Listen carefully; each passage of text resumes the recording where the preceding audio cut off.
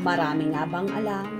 Bella Padilla, ibinuking si Kimi na super saya sa piling ni Paulo. I've seen a lot of change, been through a lot of pain. Some things are not the same as they were a year ago, but all will be okay. I move on each and every day. The past. Mag-BFF sina Bella Padilla, Angelica Panganiban at King Chu. Nabuo ang kanilang grupo na ang Becky dahil sa special friendship nila na umabot na ng maraming taon. Hindi man sila madalas na magkakasama dahil pare-pareho silang busy. Lagi naman silang nagte-text at nagbi-video call kaya updated sila sa mga kaganapan ng isa't isa.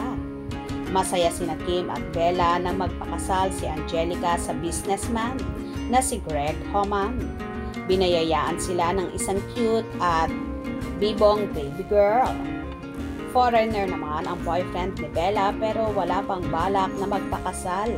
At si Kim Chu, kabi-break lang kay Sian Lim pero balitang nililigawan ngayon ni Paulo Abilino.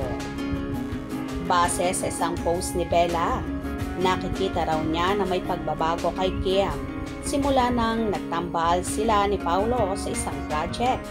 Mukhang bumalik ang saya at sigla ni Kim at hindi na broken-hearted. Ganon pa man, mukhang hindi pa gaanong kumbinsido si Bella Padilla ng actor na ang Mr. Right para kay Kim. Kailangan daw na magkakilala pa sila ng husto ni Paulo.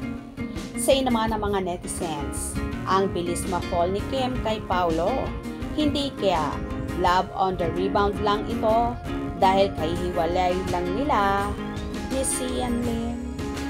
Isa na namang pangbubuko ang ginawa ni Bella sa kaibigan na si Kimi dahil nakikita nga niya ang kaibigan na super happy kay Paulo at happy rin siya para dito na hindi na nga broken hearted. Mukhang maraming nalalaman si Bella sa estado ng puso ngayon ni Chinita Princess at umaasa din siya na sana nga ay makita na ng kanyang kaibigan ang true happiness at Mr. Right na maghaharap sa kanya sa dambana. Tama rin naman si Bella sa payo kaibigan na dapat talagang kilatising maigi ni Kim si Paulo para hindi na siya muling masaktan pa at dapat talagang kilalanin dahil mahaba-haba pa ang lalakbayin ng dalaga bago lumagay sa tahimik. Anyway, tila naman seryoso din si Paulo kay Kim dahil halos lahat ng ginagawa niya sa dalaga ay hindi niya ginagawa sa kanyang past relationship na kagaya na lang ng palagi niyang pagbabandera kay Kim sa kanyang social media account. Marami naman ang umaasa, lalong higit ang kanilang supporters na sa totohanan na mauuwi ang Kimpaw at hindi lang pang big screen or promotion ang lahat.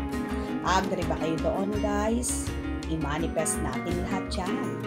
Please subscribe for more